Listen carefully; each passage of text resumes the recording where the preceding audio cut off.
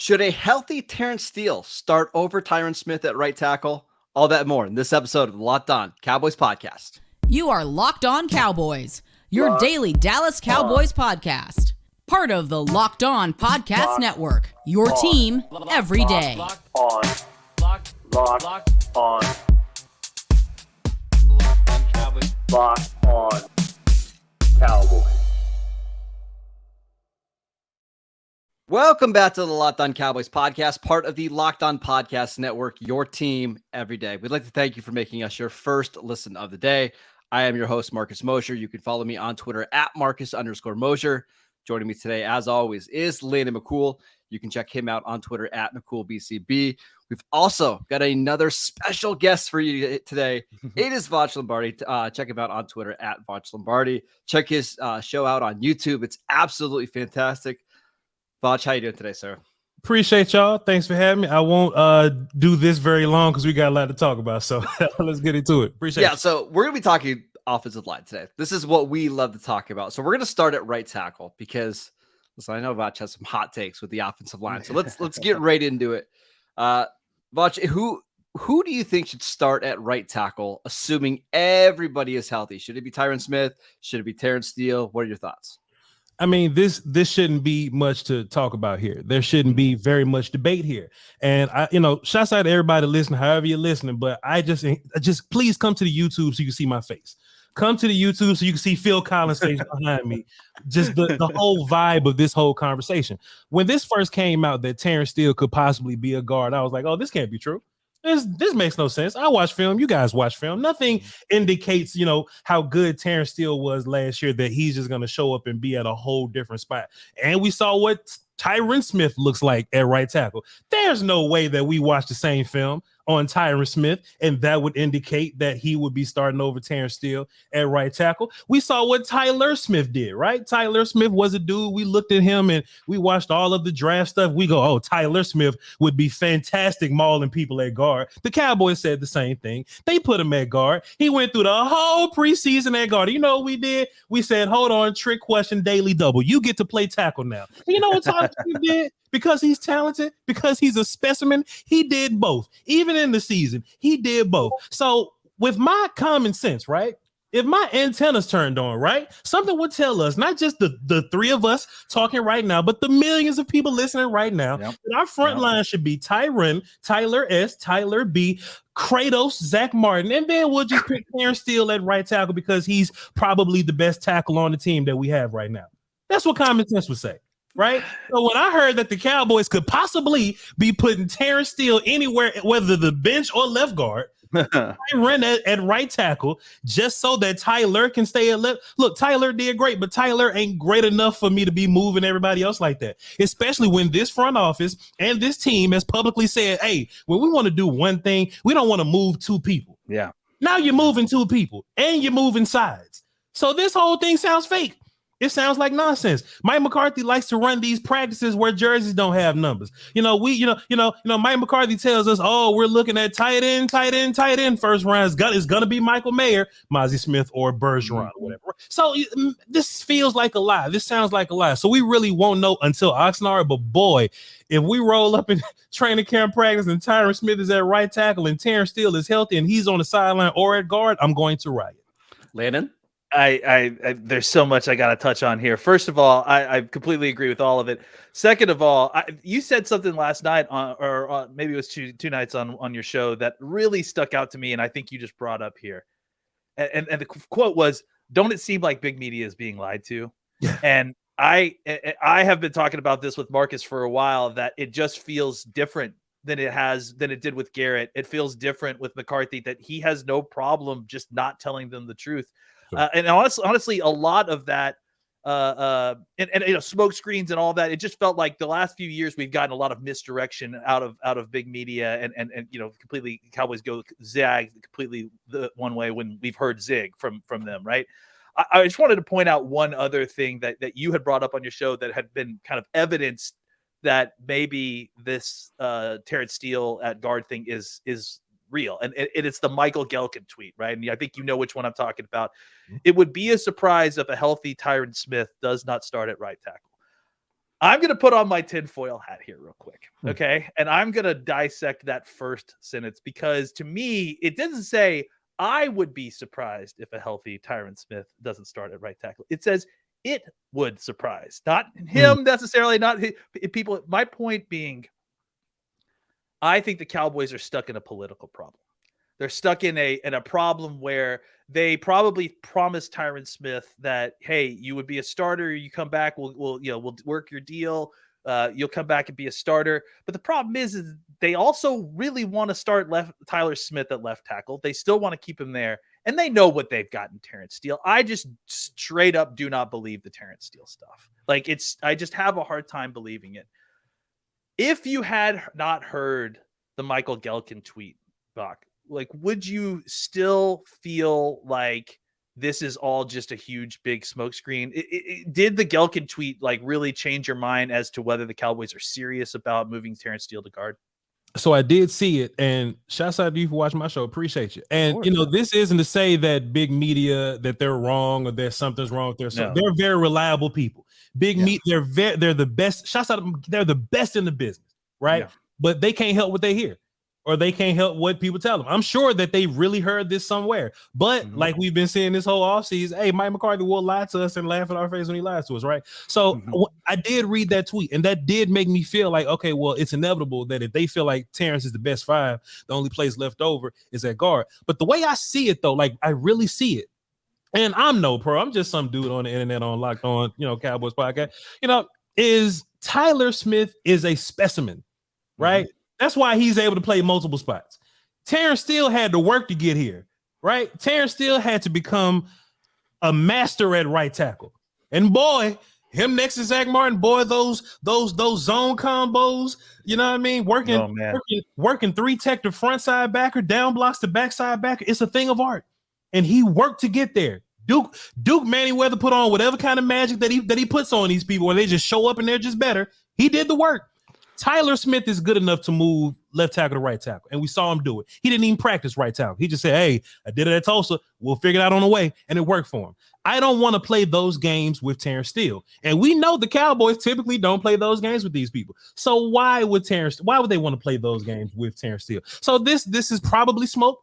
This is probably mess. This is probably nonsense. Terrence Steele, lost weight, so there's no way he's playing inside if he lost weight. Terrence Steele has been getting mental reps at right tackle. There's no way they're just going to put him at left guard and he's getting mental reps at right tackle at left guard. So let's just hope that common sense prevails here. Let's just hope that Tyler Smith is going to be a left guard. Because look, at the end of the day, ultimately, what's going to happen is, knock on wood or whatever, but boy, if Tyron Smith plays 18 games, you have made a fool of me.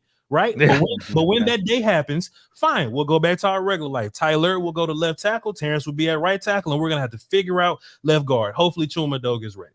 If that happens, we're all the happiest fools in Cowboys, right? There you go. Doesn't this just feel like a problem that the Cowboys are kind of pushing down the road? Like, hey, something's going to happen. Either Terrence Steele's not going to be ready for the season, or Tyron Smith isn't going to be, make it through training camp. And we'll figure it out once we get a little bit closer to September. But in June, June 1st, we're not that concerned about where everybody's lining up right now. Well, I think Landon made a fantastic point. Like we both kind of agree. Like this is the whole politics thing, and this isn't the first time Cowboys have done this, right?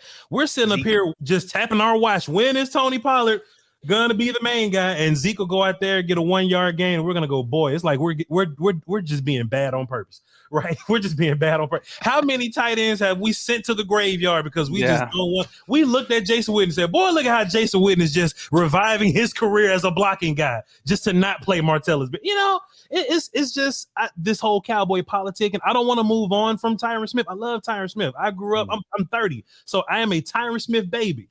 But if Tyron Smith's going to be the reason why Terrence can't fly, then Tyron got to go or sit. All right, let's talk about who we expect to start at left guard in week 1 when we get back. This episode is brought to you by FanDuel. Make a fast break to FanDuel during the NBA playoffs because right now, new customers get a no-sweat first bet up to $2,500. That is $2,500 back in bonus bets if your first bet doesn't win. Kind of like the Nuggets to win this series in 5, maybe 6. We'll see. There's no better place to bet on all the playoff action than America's #1 sportsbook, Visit FanDuel.com/lockedon and get a no sweat first bet up to $2,500. That is FanDuel.com/lockedon. FanDuel, the official sports betting partner of the NBA. We want to thank you for making Locked On Cowboys your first listen of the day. Every dayers. On tomorrow's show, we're going to break down all the news and notes coming out of OTA practices. So make sure you guys tune in for that. All right, let's talk about the left guard situation, because I think all of us would love to see Tyler Smith playing that spot. But if it's not Tyler Smith, who do you think it'll be? It should be Chuma Edoga. For some reason, they have confidence in Chuma Edoga, so much confidence to where when we're in the draft, we're looking, second round, right in the eye. They said, "Hey, we've got to get this blocking tight end with this low key athleticism." And look, Luke is already older and bigger than everybody else, so maybe he is ready to just come in day one and just be a guy for you. And I do think Luke has his place, but we know that the Cowboys were looking at Mozzie and Bergeron. And I love what Will McClay had to say. It was like, hey, man, listen, I can find you a guard anywhere. I can find you a guard later. But when are we going to have a chance to get Mozzie, right? So just based on that conversation that Cowboys.com released, that leads me to believe that guard wasn't a conversation, which leads me to believe that they really want Tyler to play left tackle. Like there's just all your answers right there. But we didn't end up getting a guard as early. So if we didn't invest premium picks in guard, well, that just leads me to believe that they either have faith in Chuma Edoga or we just kept rolling the dice and we ran out of dudes that we really liked.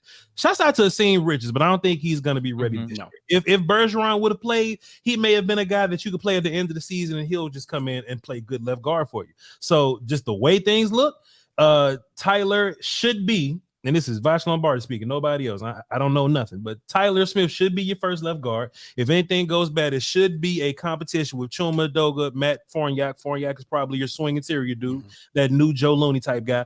But I only want to see Chuma Edoga if Tyron gets hurt and Tyler has to go to left tackle. That's what I want.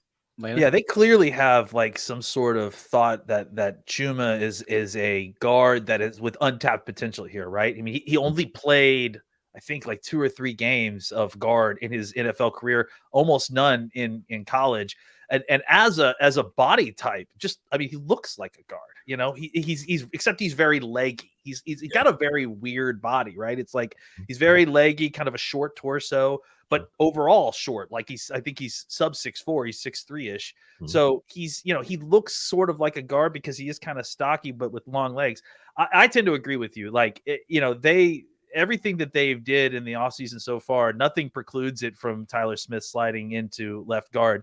But it does seem to indicate that they want to try to play Tyler Smith at left tackle first. I just tend to think that they aren't going to be hard-headed about it, and that they'll try. They want to continue. They'll probably end up doing the opposite of what they did last year, right? And practice Tyler Smith at left tackle throughout the training camp, and then end up kicking him into guard when it's time to pick your best 5. So I do agree that I think that it's a Farniok, Edoga kind of competition if something if Tyler Smith doesn't slide inside, or if they don't add another veteran in here. I'm very interested to see like why they have seemingly a very high level of confidence in Chuma Edoga, because they tried to trade for him last year as well. And I don't know that they were trading for him to be a tackle. So they must feel like there is a lot of untapped potential for him at guard that we just haven't seen yet. Voch, I want to ask you a question about this left guard spot. At what point would you be interested in going out and acquiring a veteran guard, whether that's Dalton Reisner or Andrew Norwell or whoever you pick your name, right? Is it now? Is it after training camp? Is it early in the season? Do you want to give these young guys as many reps as possible? What are your thoughts there? So this Norwell thing that just happened, that kind of changed things a little bit, because I don't think that Dalton Reisner was like really good. I actually went back to go watch him. Norwell could change. It could change things a little bit, right? But if we know anything about the Cowboys, like they like their guys. They like their dudes. They've built this team. They just kind of want to run with them. If we add anybody else, it's going to be, this linebacker that we never heard of. That's the 5th guy on something. Like it's going to be some dude like that. Yeah. And no disrespect to that linebacker, right? But I just got to trust this front office, man. Every time I see something and Will McClay does it, and I go, who is this character? J-Ron Kurtz plays special teams for the Lions. Why would I be excited about him? And boy, so I just think we should all have faith in Will McClay. Now, Chuma Doga, he was USC, right? And Yep. I just Yes. remember him being like just this raw kind of tackle, you know, Yes. could move around a little bit. He ran a 100-meter dash in high school, if I'm not mistaken. Like it broke records as a sprinter in high school. Yeah, he's weird athlete. Strange dude. So I have no clue what that's gonna look like trying to maul people in at guard. So you know, I mean, we'll see. But if I know anything about Dak Prescott, I've seen this dude play on offensive lines with 40-year-old Jason Peters, both Connors, both Cams. So if anything, that can lead this team to 12-5 with the 32nd pass rush win rate, right? So as long as we're solid up front, I don't think Chuma Doga can bring the whole house down. But hopefully Tyrus Phipps just plays as much as he possibly can, and Tyler can play and look, just to be clear, because I haven't said this here, I think Tyler Smith would be a really good left tackle, but I think he'll be like an all-pro type guard. Yes. That's just how I feel. I think Tyler Smith could be the best guard in the league right now. He's just a freak, and he can also play left tackle really good. And left tackle's a little more premium, and it's harder to find. And you really don't get good left tackles unless you suck and you draft in the top 15 or so, right? But you can find guards anywhere. So just me, I like the overkill. I want to put Tyler where he's best at. But if we got to play him at tackle, and that's what Will wants, play him at tackle. All right, enough with this starting offensive line talk. Let's dig deep and talk about our favorite down the roster sleeper offensive lineman for the Dallas Cowboys next. All right, our last question here. Voch, who is your favorite down the roster offensive lineman that we should all be watching as we get into OTAs and training camp later this summer? So, man, that's a strange question because, boy, if they're not good enough to start, I may not like them for real, right? But if I could just... That's why I asked you. I wanted to see your answer here. Well, if I could just talk about the young guys that we got undrafted, when grading young linemen, right, there's growers and there's showers, right? So Bostic is a guy who's a grower. I look at him and I really don't see it. I don't see it on film with him, right? But he has a cool little body type. He could be a Terrence Steele built type dude. Solid athleticism, good length. Looks like he doesn't really know how to play football just yet. Yeah, exactly. But with some solid coaching and maybe the Duke Manyweather School of outstanding offensive linemen, we never know what he's going to be in 3 years, right? Cowboys did it with Terrence, and like I say, shots out of Terrence. Terrence put in the time to do his work. So maybe that's what they're thinking with Bostic, but he's not showing me right now. TJ Bass, on the other hand, he shows me what he is. Like, you see exactly what he is, right? Like that dude is physical. That dude is mean. He also needs to clean up some things, but you see exactly what TJ Bass is. So if I had to forecast anything for this year, I don't think neither one of them are going to do very much for you this year. I think TJ Bass is much closer than Bostic, though. Like, Bostic has the much higher ceiling. And if you are patient and you want to sit by the microwave and wait for that thing to get done, then cool. Then Bostic would be your guy. Like, he has the upside. The same thing with a lot of these pass rushers that we could talk about another day. But those guys, Bostic seems like he has a clear plan to what he could be one day, right? If Bass plays today for you, I don't know how much better he's going to get. I don't know how much he can improve. Like, he's a floor guy. He can do this right now. He's a Molly guy right now. Off season, peanut butter protein, things like that, get him a little bigger. He's probably going to, lose a little bit of weight, come back swole. Built bars. There you go. Some built bars, come back bigger than everybody else. Then sure, TJ Bass can put that power to that nastiness that he has. And hey, man, Bass may be a dude that can be new Fournier for you, right? So that's kind of those roles. But hey, besides that, I don't really see it in some of these other characters that I've been watching. But hey, training camp is right around the corner. We'll see. Landon? I think very similarly, I might have a higher floor on where I think TJ Bass can be. I believe in what I've seen in him on tape, and I do agree that I wish his power was quite up to his nastiness level. I definitely agree there. But I can't produce nastiness in the locker room. You know what I'm saying? I can produce muscle. So I tend to agree. I think that TJ Bass may be able to make a little bit of noise as early as this year. I think he'll, probably, I don't think he's going to actually win the starting job, but I think he will be in competition for a while if they're going to have an open competition at left guard. Because I do think that the move inside is going to really help accentuate his strengths and help kind of limit some of the weakness of his game, which is mostly just, pass sets, just kind of getting out and he gets kind of caught in space where he oversets and then gets beat inside, and then his tendency is to underset because he's not a great foot athlete like that. Though, despite not being a great pass protector, he is very good on the second level. He can get to the second level, seal off linebackers, all of which again points to him being a good guard. So I tend to think that he can do something. He can, potentially maybe even make the team as a backup. And then maybe comes back next year as a guy that could, push for a starting spot. But at that point, who knows? Maybe Asim Richards has kind of elevated his game and started to take that spot as well. So I do think that these guys are good building blocks. And you mentioned Bostic as well, who's just basically a ball of clay at this point. But I think you're right that as far as any of these guys who may potentially be kind of adding to the team at any point during this season, I think it's Bass, and then maybe Richards if he surprises us in training camp. Okay, so I got a question, right? So just Cowboys team building, right? This wasn't even on your rundown sheet. I just got a question here. Cowboys team building. Do you think that the Cowboys are more likely to go one swing tackle or to have a backup left tackle and a backup right tackle? Right. I was just kind of pondering that. And this is perfect because I was going to ask you this. I was going to ask, what are your thoughts on Matt Waletzko, who was my sleeper offensive lineman? It seems like they're kind of training him to be the backup left tackle. Yeah. I mean, you just don't find guys that are 6'7", 320 with this kind of length. Right. Do you think he has any chance at all to kind of be that backup left tackle?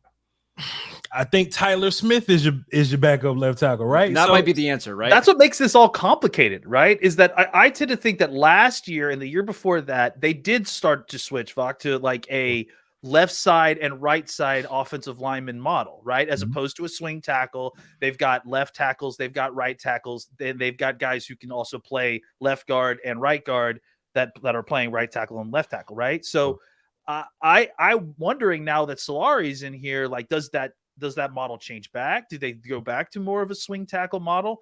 I tend to think, I mean, I don't know how you feel, but I actually preferred this last model. I preferred having guys stay on a side. And then, if you need to reduce down to guard, it's great to have guys who can play tackle and guard.